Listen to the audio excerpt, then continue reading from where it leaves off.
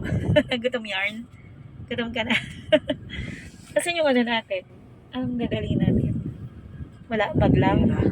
Pero, syempre hindi tayo makakakain ko ng pera.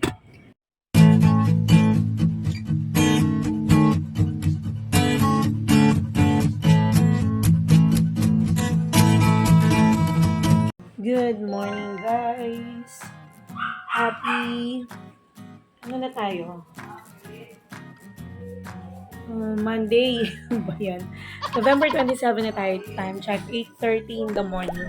Halos kagigising-gising ko lang, guys.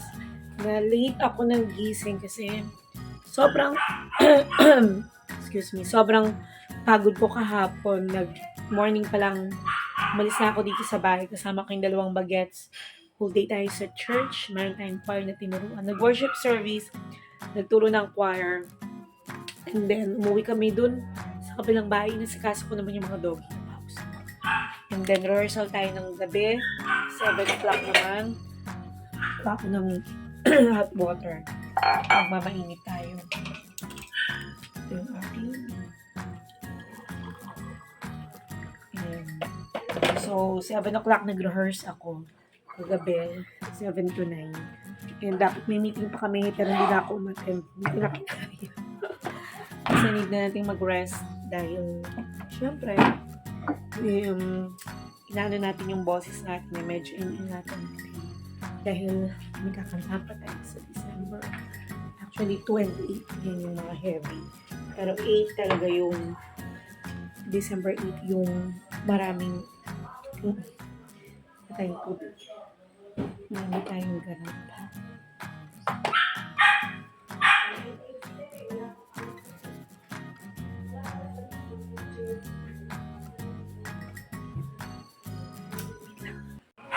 Kain tayo, guys. Tingnan yung ating camera. So, bumili ako ng lugaw with egg. Meron tayong kasamang tokwa. Binigyan ako ni Mother Dear ng barn.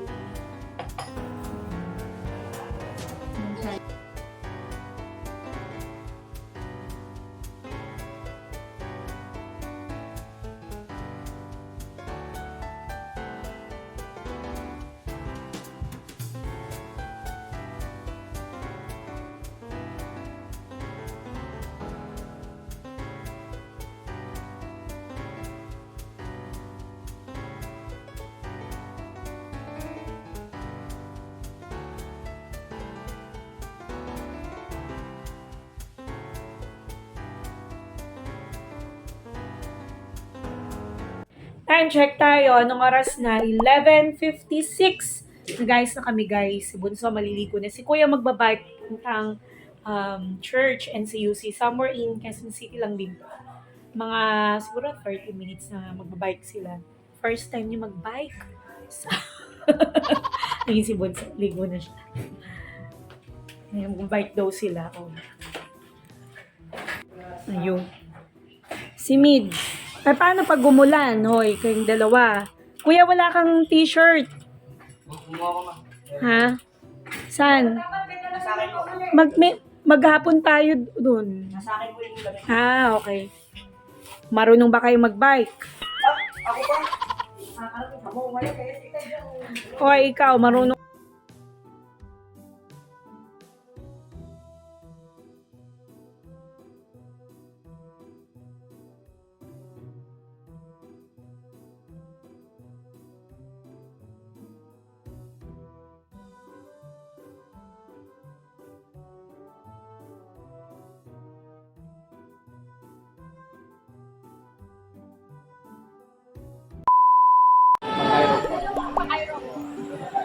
See you soon.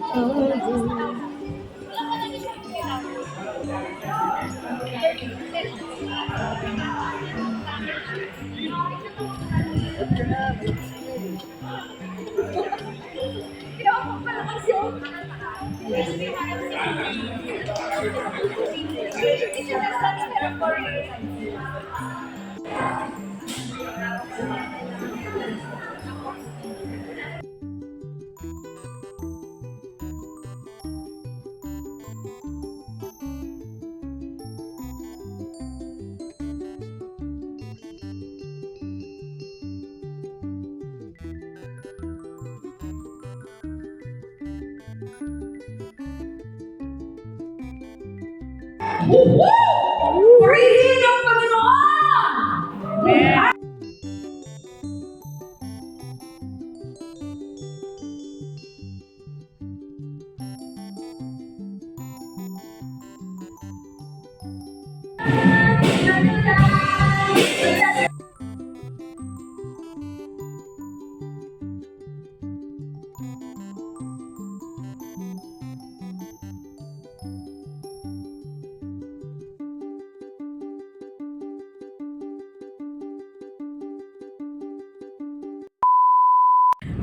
Hello guys! Dito kami ngayon sa McDo.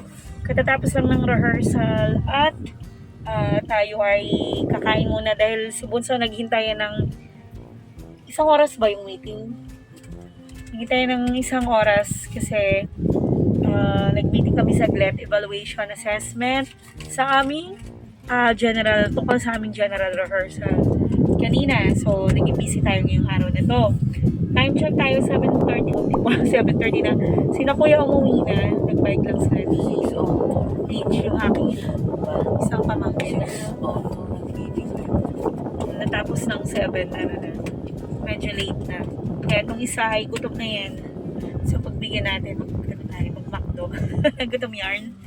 Gutom ka na. Kasi yung ano natin, ang dadali natin. Wala, bag lang. Pero, syempre hindi tayo makakakain ko lang. Pero, split lang kami. Hindi din namin si Tita Teng. Meron siyang work. So, dinahan na namin siya. Balikan namin kayong mamaya. Gutom ka na.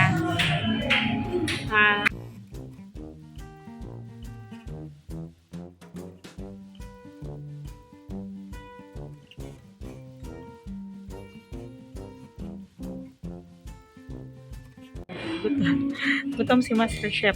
Kain na.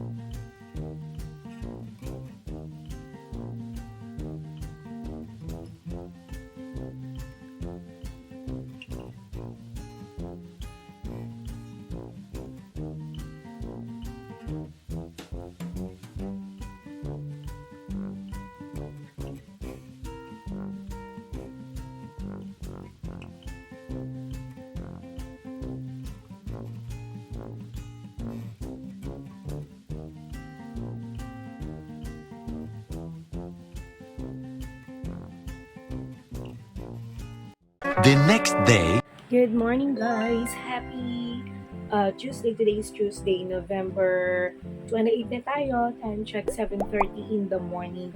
Alis ako ngayon. Punta ako ng hospital. Follow-up check-up ko nung aking ubo. Pina-check up ko nung last month ba yan? So, follow-up check-up. Tignan natin kung anong reading dun sa mga laboratory tests na nangyari.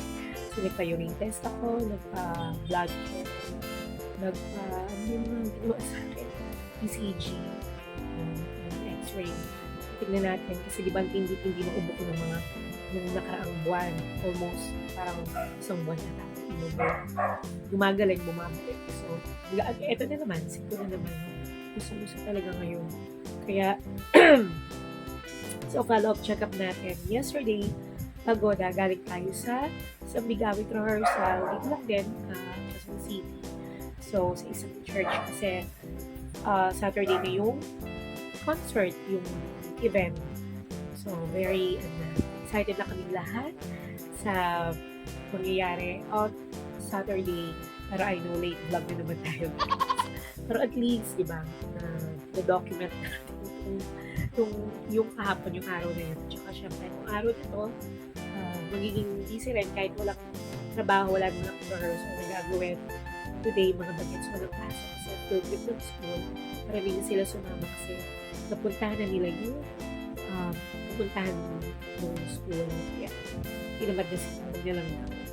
So, dito lang sila sa bahay. Ako yung maalis ngayon. Babagkit ko kayo mamaya guys. Magre-ready right now. See you.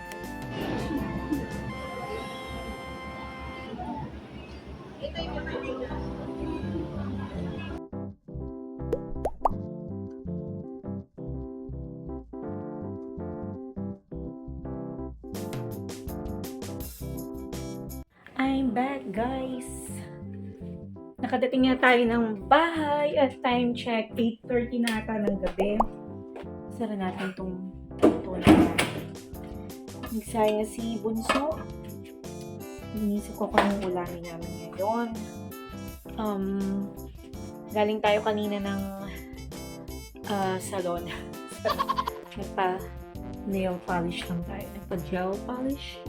Sama ko si aking pamangkin pero hindi na ako video. Dami natin. Ano kaya ating kakainin? Nakamuya ko bukas sa kabilang bahay para maglinis.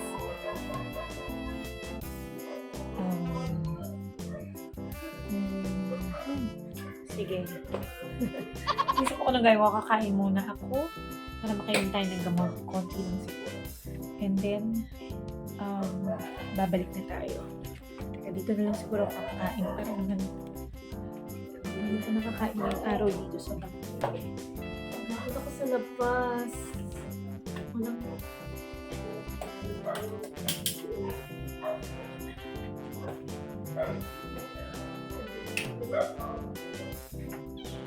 ayan. Sige. Balikan ko kayo mamaya. Marami pa akong tupin dito. Pero bukas na natin ito magawa. Dahil kailangan tayo makatulog na ako ng maaga. And then bukas ng maaga mag-linis tayo.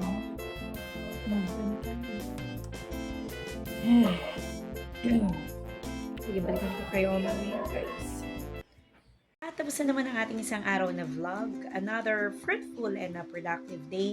Tapos ang ating Sangguniang concert. Nag-perform ang Metropolis Choral. Nag-present ang mga local churches. Pinakita nila yung kanilang mga talento. Maraming natuwa, maraming nag-enjoy. At talagang successful ang buong programang ito. Masaya dahil si Kuya ay first time niyang mag-bike. Punta sa venue at si Bunso, nahihilig rin siyang magluto. Kaya napakasaya ng araw nito. Ang daming surprises. So again, salute sa ating mga OFWs na daddy, mommy, lolo, lola, tito, tita na nagtatrabaho sa ibang bansa para itaguyod ang kanilang mga anak, ang inyong pamilya. Salute po sa inyong lahat. Naway mag-ingat kayo dyan. Mahirap ang malayo sa pamilya. Ingatan kayo ng ating Panginoong Diyos and see you later. A few moments later. Hello guys, good evening and we're back to the Singing Mom TSM Slush. Point tonight guys, another beautiful verse from Psalm 46:2. So we will not be afraid even if the earth shakes or the mountains fall into the sea. Do you ever feel afraid ba guys? Minsan, scary things can happen. But all we have to do is remember that God is always with us and God will always take care of us. God is bigger than anything we might be afraid of. Minsan, darating talaga sa buhay natin yung malalaking problema. Pero, say a little prayer and thank Him for taking care of us. No matter what guys, we can always trust that God is watching over us. Pero kung talagang nakakaramdam tayo ng pagkatakot, tandaan lang natin na sinabi niya, fear not. Let's thank Him for giving us peace and courage. Alright, so from Psalm 46:2, so we will not be afraid even if the earth shakes or the mountains fall into the sea. Thank you guys for your time. Thank you for watching the Singing Mom TSM Slush. Buhay Nanay, see you again tomorrow for another day of vlogging.